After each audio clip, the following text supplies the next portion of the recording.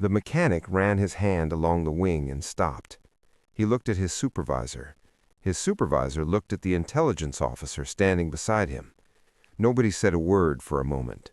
The hangar was quiet except for the hum of fluorescent lights overhead and the distant sound of aircraft engines warming up on the tarmac outside. What they were looking at made no sense.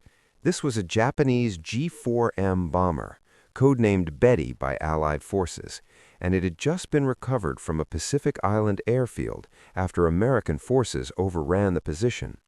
It was largely intact, a rare find. Intelligence teams had been waiting for something like this for months. Now they had it, and the closer they looked, the more confused they became. The fuel tanks had no armor protection whatsoever. No self-sealing lining, no steel plating around the tanks, nothing between the aviation fuel and the outside world except a thin skin of aluminum. On top of that, the aircraft carried no armor plating behind the pilot's seat, no protection for the crew at all. There was barely any defensive armament worth mentioning, a few machine guns positioned in ways that left massive blind spots. One of the American pilots walked around the wing, tapped the tank housing, and shook his head slowly. "This thing's a flying cigarette lighter," he said. He wasn't wrong, and what the Americans standing in that hangar in 1943 didn't yet fully understand was that the Japanese engineers who built it had known that too. They had built it that way on purpose. And that decision, that single philosophy baked into the heart of Japan's air war, would cost Japan thousands of pilots, hundreds of aircraft, and ultimately a significant piece of the war itself. This is the story of the Betty bomber, what it reveals about Japan's military thinking, and why the Americans who flew against it could never quite understand the men willing to climb inside it. The year is 1937. Japan is at war with China, and the Imperial Japanese Navy needs a long-range bomber, something that can reach targets deep inland, strike fast, and return to base. The Pacific is vast. Island chains stretch across thousands of miles. Any bomber that's going to be useful in this theater needs legs, serious range, the kind of range that no other nation's naval bomber had achieved. The Mitsubishi engineers who received that requirement understood the challenge immediately. Range is a function of fuel. Fuel is weight. Weight kills performance. If you want a bomber that can fly 1,500 miles, carry a meaningful payload, and still have the speed to survive, you have to make hard choices about what to leave off. And so they made them. The G4M was a remarkable achievement in aeronautical engineering in many ways. It had a high aspect ratio wing design that gave it exceptional lift and fuel efficiency. Twin Mitsubishi Kasei radial engines, a range that stunned Allied planners when they first calculated it. Over 2,000 miles in some configurations. That was nearly double what most American and British bombers could manage at the time. But it came at a cost that the men who flew it would pay with their lives. Self-sealing fuel tanks added weight, so they were removed. Armor plating behind crew positions added weight, removed. A heavier airframe to protect against structural damage from enemy fire, removed. The G4M was stripped to its aerodynamic bones. It was fast, graceful, and extraordinarily long-legged. It was also, as American fighter pilots would soon discover, catastrophically easy to ignite. When a .50 caliber round from an American Grumman Hellcat or a Lockheed P-38 punched into a Betty's wing root, the result was often immediate. A flash, a bloom of orange fire, and then the aircraft simply ceased to exist as a functioning machine. American pilots began calling it the flying lighter. Some called it the one-shot lighter. Japanese crews quietly called it the flying cigar. They knew. They had always known. But here is what the Americans in that hangar in 1943 were struggling to understand. In American military aviation philosophy, protecting the crew was fundamental. The B-17 Flying Fortress was named the Fortress for a reason. It was armored, self-sealing, bristling with guns, designed to absorb punishment and bring its crew home. American bomber doctrine held that a trained crew was an investment. You built machines to protect that investment. You armored the seat behind the pilot. You lined the fuel tanks. You accepted the weight penalty because the men inside the aircraft mattered. Japan had made the opposite calculation. Not because Japanese engineers were ignorant, not because the Imperial Navy didn't understand the physics. They understood it perfectly. The decision was rooted in something deeper, a military culture and a strategic philosophy that viewed the individual differently than the West did. In the Imperial Japanese military framework, the crew was not the asset to be protected. The mission was the asset. The aircraft's range and payload capacity were the assets. The man inside was expendable in a way that was not cruel by their cultural framework. It was simply the correct ordering of priorities. This philosophy didn't emerge from nowhere. It had deep roots in Bushido, the way of the warrior, reinterpreted and weaponized by Japan's militarist government throughout the 1930s. A pilot who died in service to the emperor had fulfilled his highest possible purpose. To design an aircraft around his survival was, in a sense, to misunderstand what the aircraft was for. American mechanics and intelligence officers could measure the fuel tanks. They could note the absence of armor. What they couldn't quite hold in their hands and examine was the worldview that had produced those decisions. By late 1941, the G4M was Japan's primary naval land-based bomber. When Japanese forces swept through Southeast Asia and the Pacific in the opening months of the war, the Betty performed brilliantly, or appeared to. It flew the missions assigned to it. Its range was genuinely extraordinary. On December 10, 1941, just 3 days after Pearl Harbor, G4M bombers flying from Indochina found and sank the British battleships HMS Prince of Wales and HMS Repulse off the coast of Malaya. It was the first time capital ships underway at sea had been sunk purely by air power. The world took notice. The Betty had announced itself. What the headlines didn't fully capture was the cost. In the early months, Japan still had enough experienced pilots that losses could be absorbed. The men climbing into those cockpits in 1941 and early 1942 were among the finest aviators in the world, battle-hardened in China, trained to extraordinary standards, flying with a level of skill that genuinely shocked Allied commanders who faced them. A competent pilot in an unarmored aircraft is not automatically a dead pilot. Speed, skill, and tactics can compensate for structural vulnerability, at least for a while. But the Betty had another problem that couldn't be compensated for, no matter how skilled the crew. Its defensive armament was inadequate.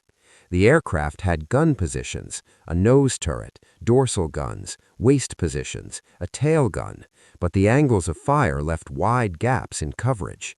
Most critically, the belly of the aircraft was poorly defended. A fighter approaching from below and behind, in the classic low-6 attack position, could pour fire into the Betty with minimal risk of return fire. American fighter pilots learned this quickly. The lessons spread through squadron briefings and combat reports with ruthless efficiency. Once you knew how to kill a Betty, killing a Betty was not especially difficult. The aircraft's structural vulnerability made things worse. A heavy bomber can absorb a great deal of damage and keep flying.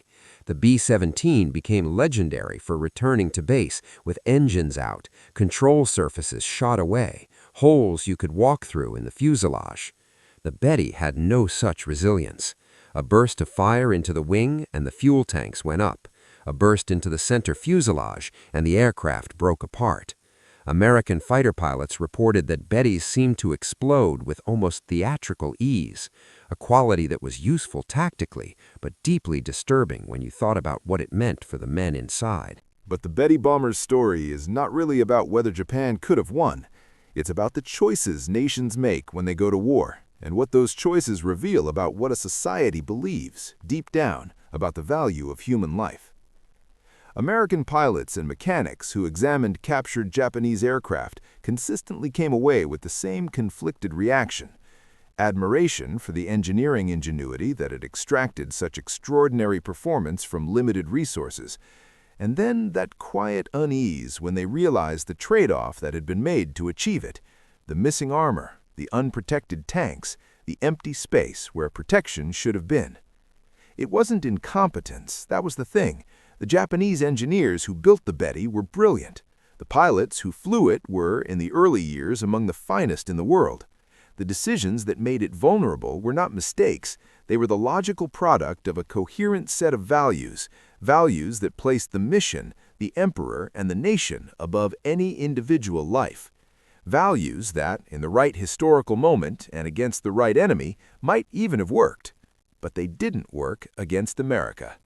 Not because America's technology was always superior.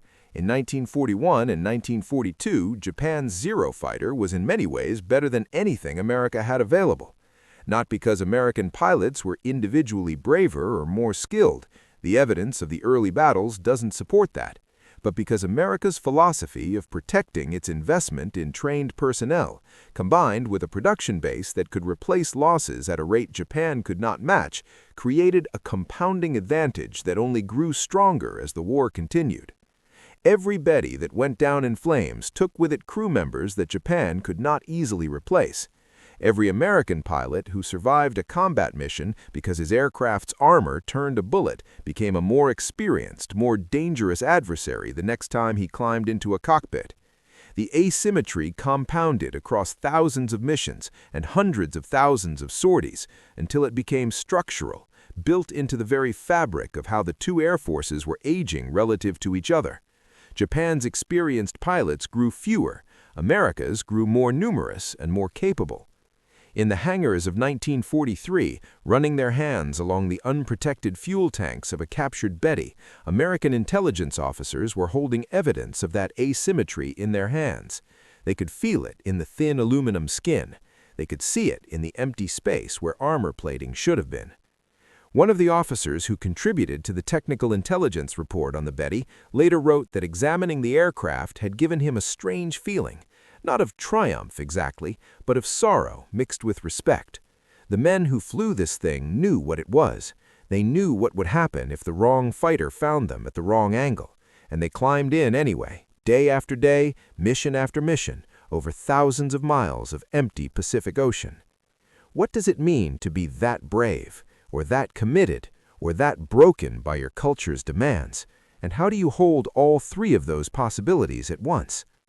The Betty bomber flew its last operational missions in the final months of the war, by which point American air superiority over the Pacific was so complete that sending unprotected bombers into defended airspace was less a military tactic than a ceremony of sacrifice. The aircraft that had once sunk the Prince of Wales and Repulse, that had carried Japan's war across the Pacific's vast distances, that had delivered the blow that killed Yamamoto, those same aircraft were now being swatted out of the sky with grim routine by American pilots flying superior machines, backed by a production infrastructure that had never stopped growing. When Japan surrendered in September 1945, American occupation forces inventoried what remained of the Imperial Japanese Air Forces. The numbers were stark. The Betty's loss rate over the course of the war had been devastating, not just because of enemy action, but because of what had been deliberately left out of the design. The living lighter had earned its name 1,000 times over. In museums today, if you were lucky enough to stand next to a surviving G4M, and there are very few, you can still do what that American mechanic did in the hangar in 1943. You can run your hand along the wing. You can find the fuel tank housing. You can feel the thin aluminum skin. You can note the absence. And you can stand there and think about what it means that men climbed inside this thing and flew it into battle. Not once, not twice, thousands of times. That's the question the Betty bomber leaves you with, really. Not a tactical question or a strategic question, but a human one. What does a nation owe the men it sends to war? What does it mean to build a machine that treats survival as optional? And when we look back at the men who flew those unprotected aircraft across the Pacific, knowing what they knew, flying what they flew, what exactly do we call what they did? History named the aircraft. History measured the losses. History recorded the outcome. But the men inside, what they felt in those cockpits, over that ocean, in those last moments, that's the part that stays with you. Through 1942, the pattern became grimly clear. Guadalcanal was the hinge point. When American forces landed on the island in August 1942 and held Henderson Field, Japan was forced into a strategic air campaign to neutralize or recapture it. Betty bombers flew mission after mission from Rabaul, more than 600 miles away. That distance was the Betty's one great advantage.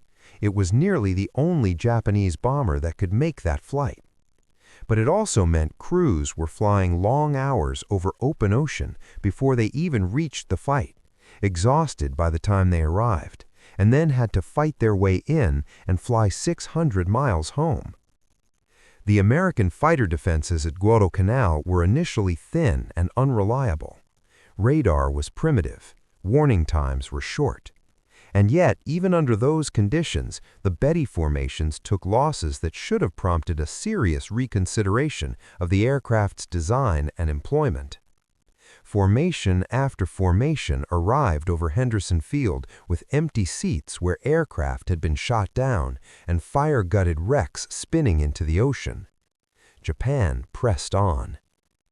The institutional inertia of the Imperial Japanese military made changing course enormously difficult. Acknowledging that the Betty was a death trap meant acknowledging a design philosophy that ran all the way up to the highest levels of naval aviation doctrine. It meant questioning decisions that senior officers had approved. In Japanese military culture, that kind of acknowledgement came at a personal cost that most officers were unwilling to pay.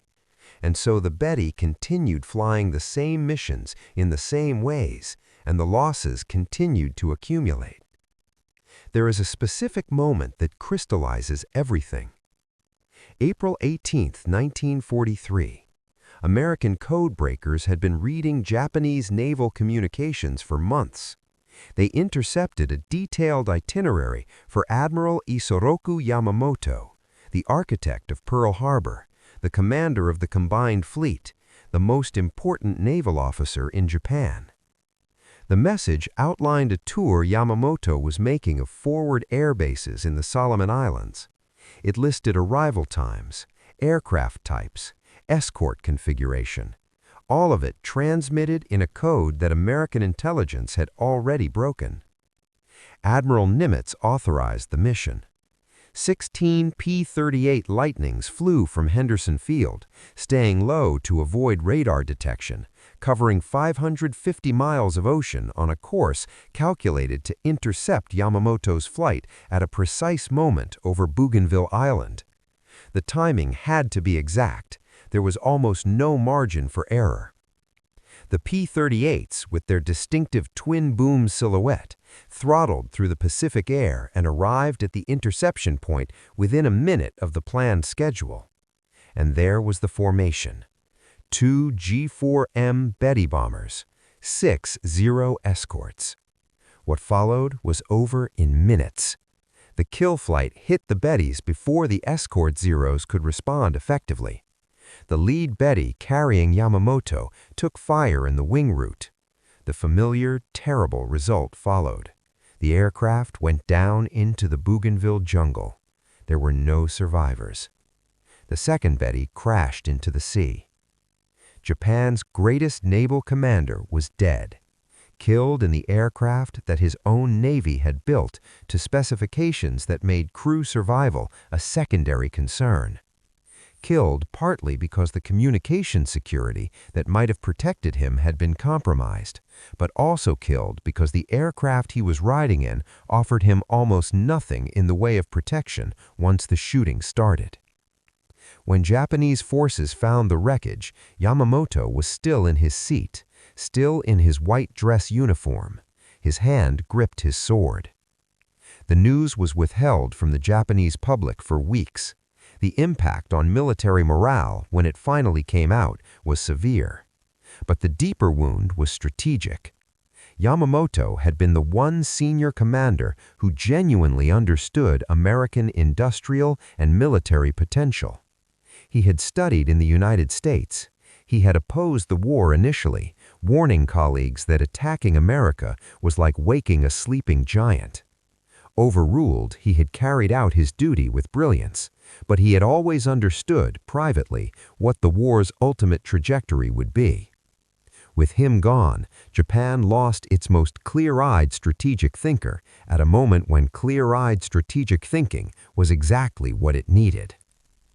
Back in American-controlled hangars and intelligence analysis centers, the picture that emerged from studying the Betty told a story that went well beyond one aircraft type. It revealed the fundamental asymmetry in how the two nations approached the relationship between their military technology and the men who operated it. American aviation doctrine, driven partly by the enormous industrial base backing it and partly by cultural values around individual life, kept producing aircraft that got heavier, better armored, and more survivable. The B-29 Superfortress entering service in 1944 was pressurized. Crews flew in controlled environments. It carried defensive armament in remote-controlled turrets. It was a flying machine of enormous complexity designed around the premise that bringing the crew home was part of the mission. Japan's production philosophy moved in the opposite direction, and then further still. By 1944, facing catastrophic losses of experienced pilots, Japan had no deep reserve of trained aviators to replace them. The men who had been flying since the China campaigns were dead or exhausted. New pilots were rushed through abbreviated training programs that left them inadequately prepared for the aerial combat they faced.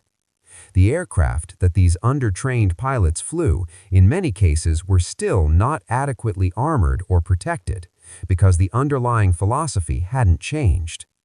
And then came the logical endpoint of that philosophy. The kamikaze program, the Divine Wind, began in October 1944 in the waters off the Philippines.